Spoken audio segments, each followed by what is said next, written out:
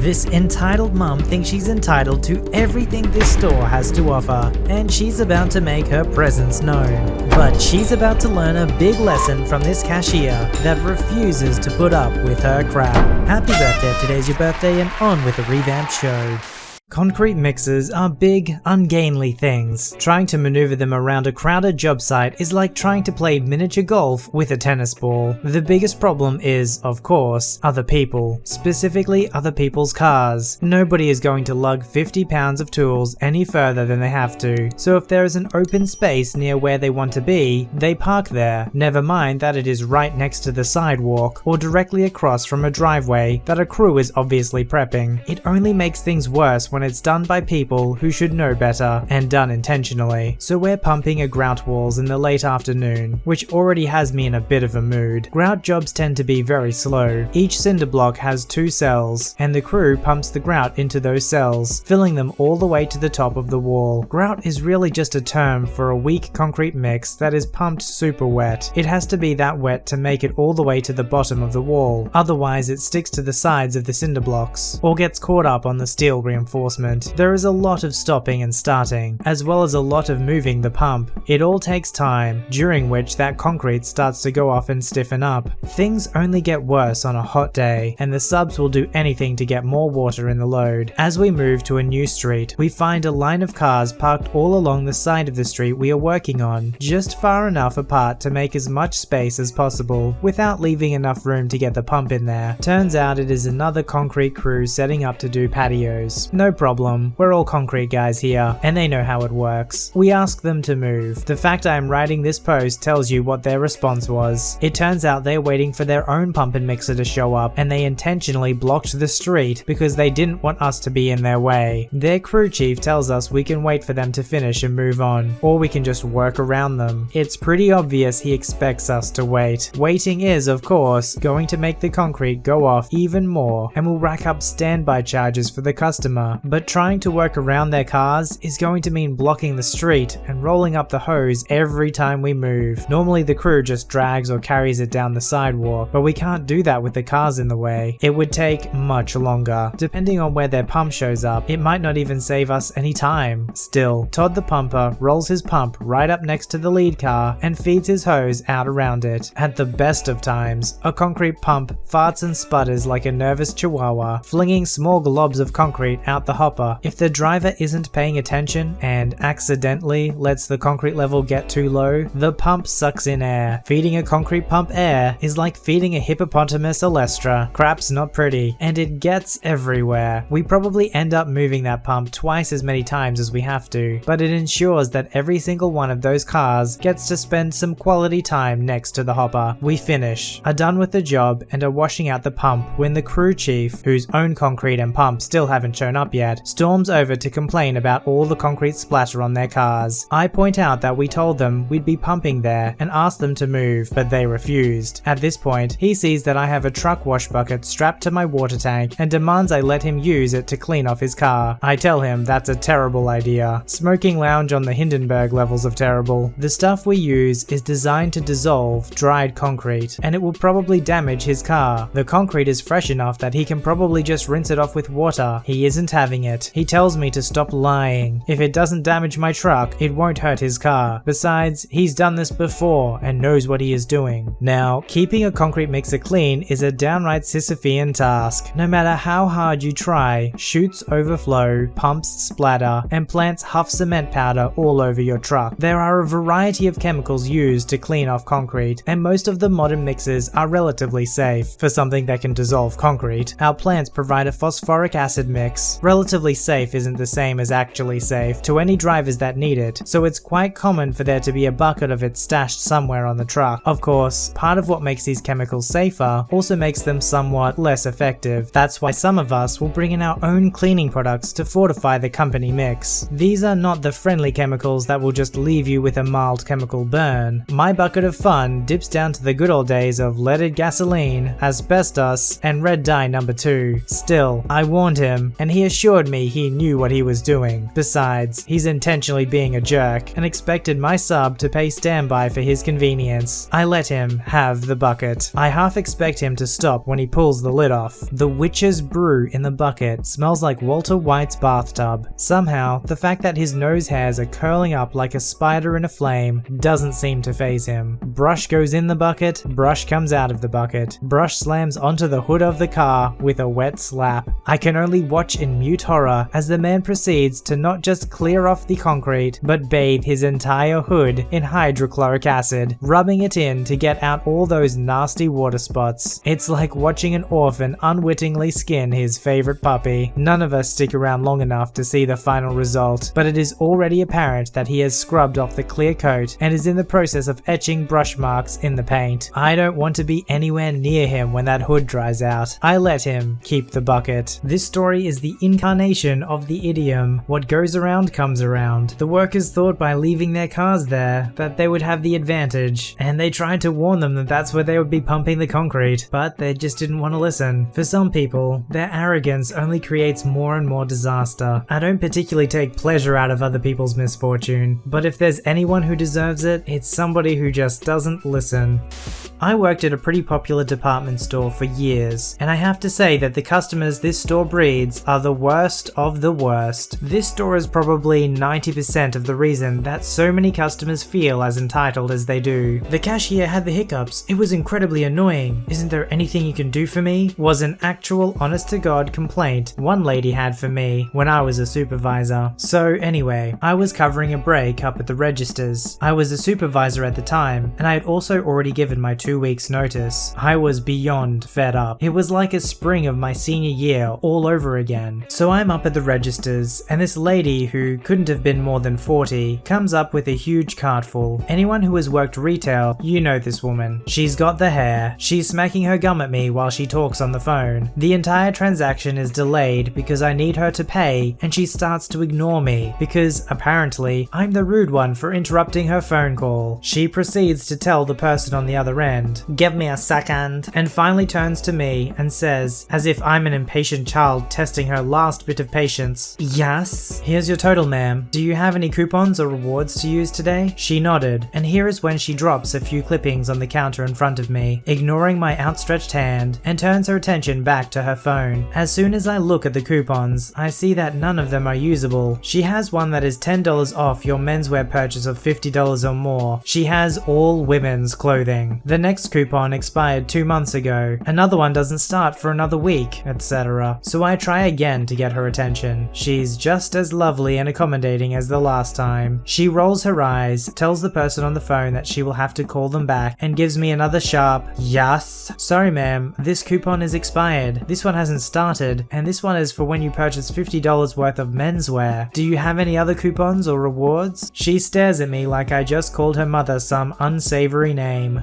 "Excuse me, what?" What could I do but shrug helplessly? "You have got to be kidding me. This is the entire reason I came out here today, to use those coupons. I really can't use them? Unbelievable. Some customer service here." All the while she's packing her useless coupons back into her purse and glaring scorch marks into my soul. Remember I said I was done? My patience before Shopzilla here was already at 0. She tipped the scales. I was officially in the negatives. I had negative fricks and negative patience left. So when she said, "You should be ashamed of yourself for being so rude to a customer," something in me snapped. I smiled sweetly at her, mustered up a bright and cheery expression that I usually reserve for my waitress face, and said, "I'm so sorry you feel that way, ma'am. But on the bright side, since it's Tuesday, I can still apply your senior's discount. So at least you aren't losing that one, right?" I can't quite describe her expression. I think she was angry, but I think she was more shocked. And in that state of shock, she sputtered out, "I'm not a senior." I mimicked her shock, trying to appear horrified by my accidental faux pas, and then immediately said, "Let me take that off of there for you then," and promptly took the senior discount off, bumping her total up another $20. "I'm sorry for the misunderstanding, ma'am." Oh boy was she ticked, but like I said, I think she was more shocked. She seemed a little dumbfounded. She paid, she took her stuff, she left. I will take that petty moment of satisfaction at her horrified expression to my grave. It was even worth the write-up that I did end up getting after she called the store and gave my manager a piece of her mind. There are a lot of people who use expired coupons because often the cashier won't really check, or they might not really care. I don't think this woman was ignorant. I think she knew they weren't supposed to be used, but just tried her luck. So if you're a cashier who actually cares about that, then you gotta be on your toes, because there's a lot of customers out there who are gonna try and take advantage of you. But today she messed with the wrong person, a frustrated cashier that had nothing to lose. Sometimes there are those magic moments in life that you wish you had a little hidden camera on you at all times, just so you can recall what that expression was on that lady's face.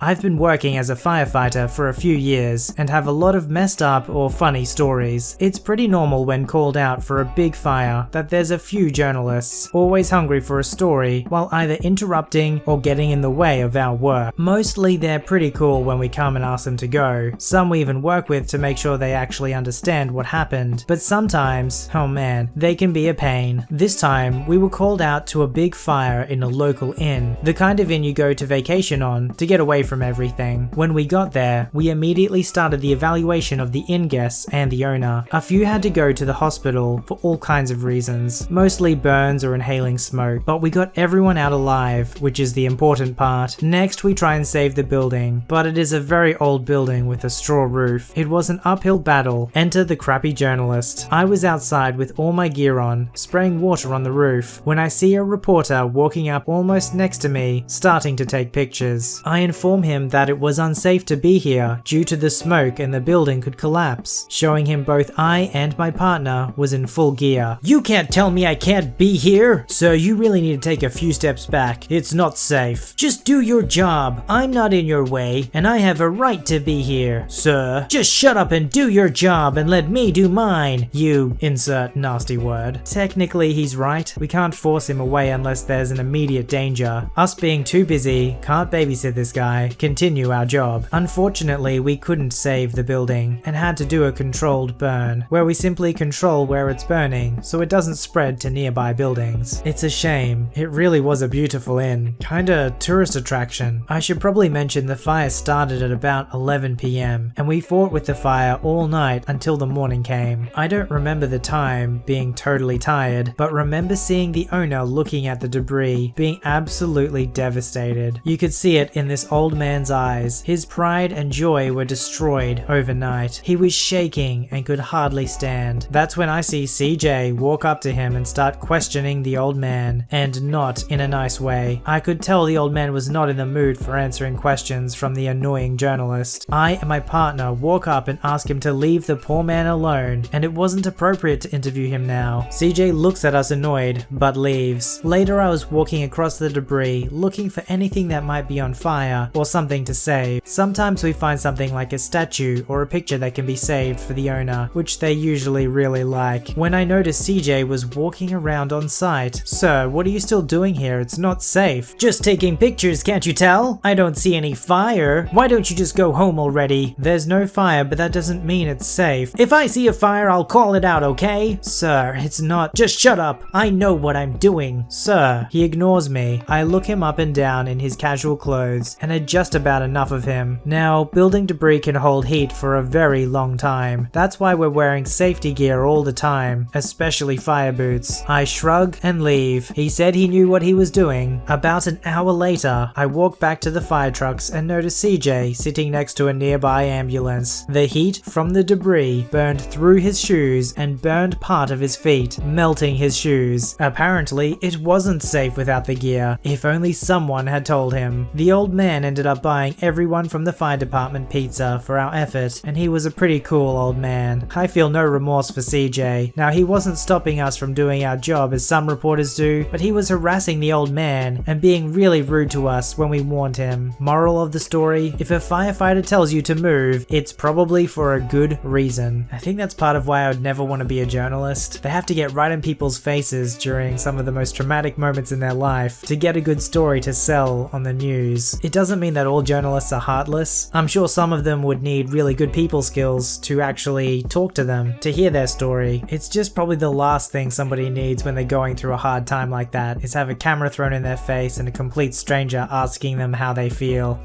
My aunt was basically disowned after what happened, and then she was told she couldn't show up to my birthday, but she came anyway. Seeing as my mum wasn't in the mood to deal with her, she let it be, but that was when she started acting up. She accidentally poured her drink on me and my siblings, then demanded that I get her another. Later on, she came into my room when I was with my friends and told me to help her get food, or she would tell my mum I was doing drugs in my room. Not wanting to do it, I told her to do it herself. She said nothing and went away. Near the end, it was time to open gifts. My nice aunt didn't know what a 16-year-old wanted, so she gave me birthday money. I swear my evil aunt's face lit up seeing the money, and not wanting to deal with her stealing it, I put it in my dad's old safe he gave me before he moved. Then, when I got my gift from my dad, a new airsoft G36C, my aunt grabbed at it, and my dad told her to stop, and my aunt just kept screaming about how guns are dangerous, and she was doing me a favor by taking it and giving it to her irresponsible 12-year-old child. My mum was done with her sister. The following conversation happened. "Why are you doing this? You weren't even invited." "I was saving your son from gun violence. You should be thanking me." "By giving it to your 12-year-old boy who cuts up wires to a plugged-in computer? Absolutely not. Leave now." "But we're family." "Not anymore. You've been nothing but trouble since you showed up. Just leave now." "Wait until my husband comes here. He will show you to turn down family like that." "Leave now." "Okay then, give me the birthday money." "How about you leave before my dad deals with you?" "You are rude." She leaves, but not before grabbing the whole freaking safe, which contained my money and my airsoft MK18, and as well as my grandfather's ashes. It was heavy, and my dad caught up with her and grabbed it from her and told her to never come back ever again. I heard later on she was taken to rehab after being caught with her drugs on her way back from my party. So if she had drugs on her the whole time at the party, and she was going to accuse the son of doing drugs in the room, she was probably going to frame him and use the drugs and accuse the son of taking them. I'm not sure what kind of penalty you could get for doing such a thing, but surely it's going to be a lot worse than just possession of drugs. So that's pretty messed up. Proximity is usually the greatest cause of conflict, which is why there's usually so much conflict within families. There's a lot of proximity and usually very little effort put into conflict resolution. Having a family member that just causes drama like this doesn't help.